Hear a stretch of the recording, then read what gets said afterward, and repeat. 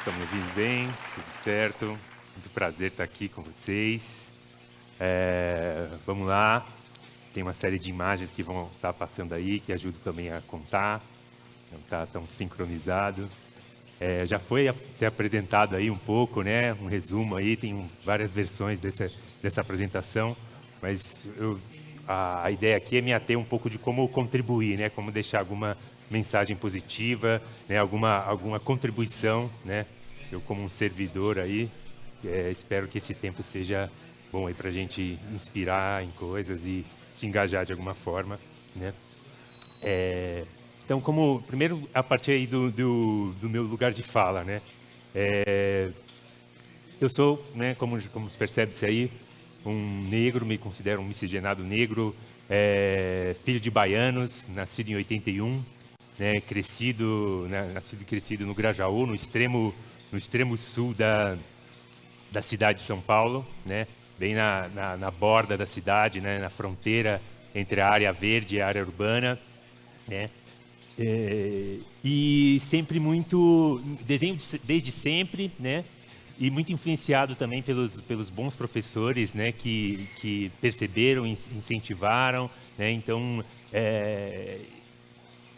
trouxeram muita autoestima nesse sentido, né? De acreditar ali que enquanto geralmente os adolescentes estão parando de desenhar, né? Por vergonha, eu estava ali por orgulho continuando. E tudo isso, né, ali no meio, né, nessa borda da cidade, tendo sempre que trabalhar desde cedo, então, seja como vendedor ambulante, seja como catador de material reciclável, mas sempre também desenhando, sempre fazendo, produzindo, né, e trabalhando já com o que eu fazia, como cartazes, letras, muralismo, né? Isso foi também por influência dos professores, né? Uma grande professora chamada Maria Villani, né? Também conhecida também pela mãe do Criolo, que ele também me deu aula. A gente é tudo do mesmo distrito lá do Grajaú. Primeiro o Kleber, o Criolo, me deu aula de educação artística, né? Ele mesmo sendo só 5 anos mais velho que eu, naquele período ali pôde contribuir com aquelas raras, né, aulas de educação artística, né, na escola pública. Um ano mais tarde, com a Maria Villani, né, ilustrei ali aos 16 anos o livro dela e começou uma relação de amizade que me influenciou muito a ver a cidade, né, a fazer cursos, conhecer a cidade e ali, a partir dali, também frequentar museus e tudo mais. Então, ela também me influenciou também a ser um educador. Então, ali no mesmo período da faculdade, passei também, então até aprendi um pouco o ofício do grafite, ensinando os alunos a fazer grafite, e ali eu já percebi um pouco a recorrência das casas, né? Percebi que eu já tive a oportunidade de trabalhar com várias faixas etárias, assim, né, de alunos, e todos eles representam a casa, né? Então acho que isso que eu trouxe também ali num marco importante assim na minha vida, assim, que foi o ano de 2002, né? Quando eu me reconheci como artista, porque ali num período ali próximo à adolescência eu tinha me confrontado com a arte e ficado um pouco frustrado, né, com a arte conceitual, e quando ali coincidiu também que nesse ano de 2002 conheci um cara ali do meu bairro, um negro chamado Nigas, apelidado Nigas, um grafiteiro muito importante, né, que influenciou toda ali, produziu no final dos anos 90, produziu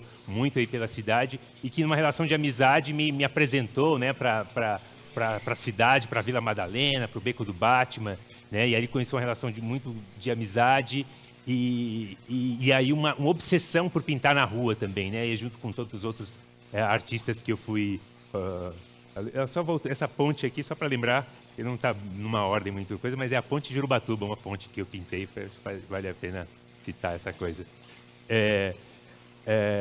A ponte fica ali no Socorro, né, tem ali pronto.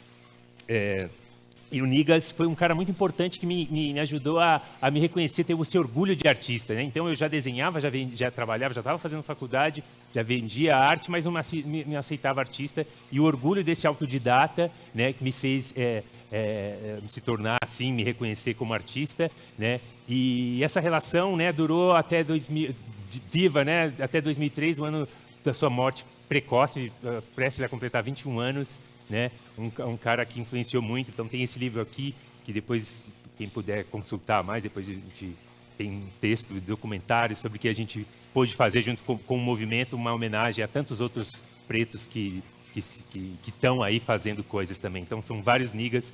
E esse movimento de educador e de artista, junto com essa ação na periferia de arte educador, também fez, e entre outras viagens, né, vendo o meu Grajaú de fora, né, numa experiência que eu pude morar na Itália, ali, frequentar a Academia de Belas Artes de Bolonha, vendo o meu Grajaú de fora, voltando para cá, eu com muito mais pertencimento, juntei uma turma, aproveitei uma dessas chances vigentes, me inscrevi e fui contemplado num edital, e ali começou ali o Imargem, né, que como o próprio nome diz, um pouco a imagem da margem, né, um projeto aí unindo a arte, meio ambiente e convivência, juntando os colegas, fazendo intervenções urbanas ali na beira da represa. Surgiu esse movimento, né, esse coletivo, né, que vem fazendo coisas como o projeto Navegando nas Artes, né? Hoje em dia a gente tem ali, constrói barcos e pinta velas e veleja lá nas margens da Billings. Estão convidados a conhecer mais também esse projeto incrível. E, enfim, o Imargem, né, desde 2006, né, esse ano de idealização, vem fazendo várias ações assim, né, com esse foco de educação, né, e de ativismo ligado a direitos humanos e tal, né, como esculturas, por exemplo, esculturas na margem da Billings, feita com material que a gente recolhia dali. E, enfim, então, essa continuação, né, nesse ativismo ligado à educação, ligado ao grafite, né, essas indas, vendo a cidade se transformar, né, nos percursos da Borda Sul para os vários centros da cidade, né, vendo ali como que a cidade se transforma, né, como o CEP faz mudar tanto, né, e enfim, nesse período todo fui encontrando lá essas formas aí de conjugar essas palavras, de tentar, né, sempre numa busca do que era o que eu mais precisava, qual é aquilo, né, que a gente ensina o que a gente mais precisa aprender, né? Então eu colocar ali tudo um pouco mais o meu anseio do que as pessoas precisavam ver, precisavam saber. Então, quando eu comecei com esse meu ativismo, com essa minha ação, eu sabia que eu tinha que usar as técnicas que eu havia aprendido, né, os meus conhecimentos, mas ainda não estava de uma forma tão clara, né? Então, era um pouco uma coisa existencial, filosófica, né, do que a gente precisa ver. Começou com isso, o que a gente precisa ver, o que busca ver, e aí a partir disso, né, essas conjugações com a palavra ver, e a mais comum delas é veracidade, e até que eu fiquei um pouco identificado também com esse de nome, né, veracidade, e é uma das conjugações que eu mais uso, né, onde eu mais sou identificado também, né, seja do sentido ambíguo da coisa, né, ver a cidade, mais no sentido de perceber, não só de olhar, né? Acho que tudo isso que a gente está falando aqui tem muito a ver com a questão da percepção, né? De não somente olhar, mas se dar conta mesmo do que é invisível, às vezes, também. Essas imagens também, elas não foram tão aleatórias, diante de talvez mais de 100 mil intervenções que eu venho feito aí já nos últimos 30 anos.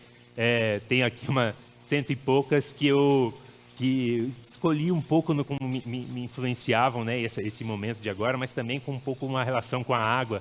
Tem aqui a arte na relação com vários rios, né, com várias marginais, né, seja essa aqui no Brooklyn, né, em Nova York, ali na Marginal Tietê, e do outro lado ali já um trabalho recente na Suíça, e as várias possibilidades de tradução disso, né, ali na vertical está escrito viver o filme, né? Viver o rio, né?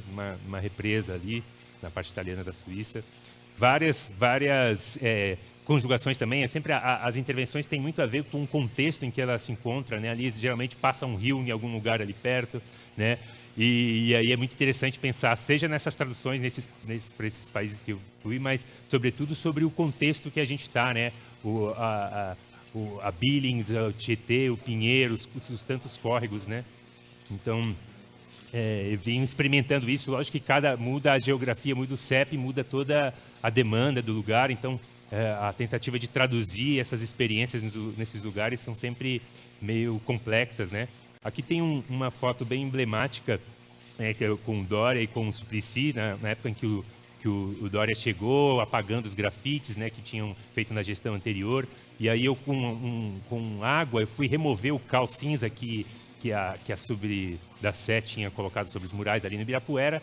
E eu fui detido pela polícia e naquele momento estava todo mobilizado um grupo de defesa ao grafite, né? E aí rapidinho isso entrou polêmico, e a mídia e tudo mais. E aí rapidinho ali os parlamentares sejam para me oferecer uma defesa ali enquanto eu estava detido. O Suplicy propôs que o Dória me atendesse e eu escrevi uma carta para ele. O Dória, nesse mesmo dia, me ligou às 9 horas da noite, ficou 30 minutos de telefone comigo, e a partir dali formou-se uma comissão de assessoria, assuntos de arte urbana, enfim, que foi um período de bastante reuniões, e ele percebeu que tinha feito esse dano, e para apagar esse incêndio aí, ele acabou tendo que dar um pouco de espaço, e a gente conquistou algumas coisas, mas sempre meio parecido com que já muda a gestão e a coisa continua engessada ali na ponta, né? Que é reprimir, apagar os grafites, toda aquela máfia de superfaturamento por apagamento de grafite por metro quadrado, sem critério para o que apaga, o quanto deixa, né?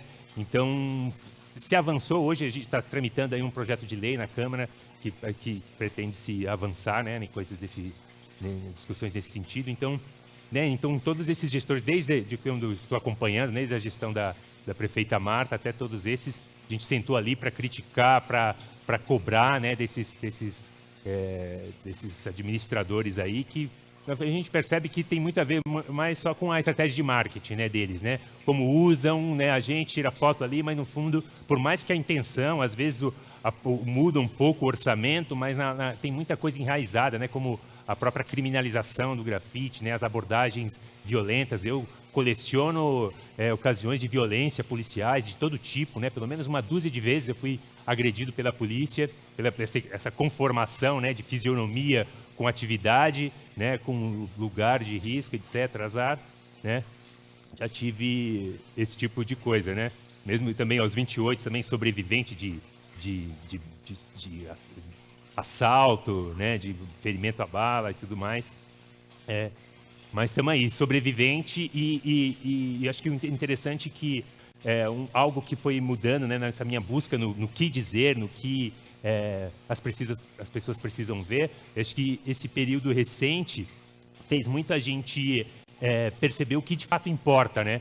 Então, o que de fato importa é a vida, né? Então, a gente percebeu, e que vidas de fato importam. Acho que tanto a questão da pandemia, quanto a questão das manifestações mais presentes contra o racismo, né? A gente passou a perceber um pouco o que de fato importa. Então, numa coisa meio um percurso, como um cartografite, mapeando, criando pontes, né, entre as periferias e os vários centros, né?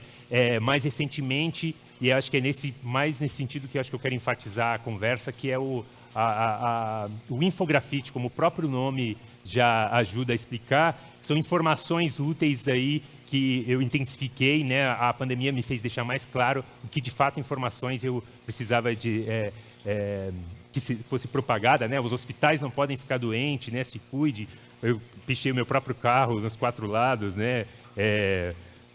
Com informações, né, úteis nesse sentido. Então, acho que eu ganhei um sentido ali. Nossa, agora se a gente não sabia o que a gente precisava fazer, agora a gente sabe, né? Os hospitais não podem ficar doentes, a coisa não pode colapsar, e tudo junto, e tudo isso a gente vendo os jovens negros sendo assassinados, né? E a onda que a gente viu do George Floyd, a gente pensou em poder aproveitar, surfar essa onda, né? Então, seguir fazendo aí essas intervenções. E isso, né? Acho que numa época também, assim, com tanta polarização, a gente precisa pensar um pouco de como a gente tem que tentar exercer um papel difícil, que é da empatia, né? Como é possível se colocar na pele de outra pessoa, de um homem, de uma mulher, de um branco, de um negro, né? Tentando ali com respeito, ousadia, transformar a paisagem, né? Então, eu convoco a isso, né? Vamos pensar em como promover esses infografites aí pela cidade, né, e entender o que a gente de fato precisa ver, né, de verdade na cidade. É isso, gente, fico contente aí, foi bacana poder falar disso para vocês. E muito obrigado.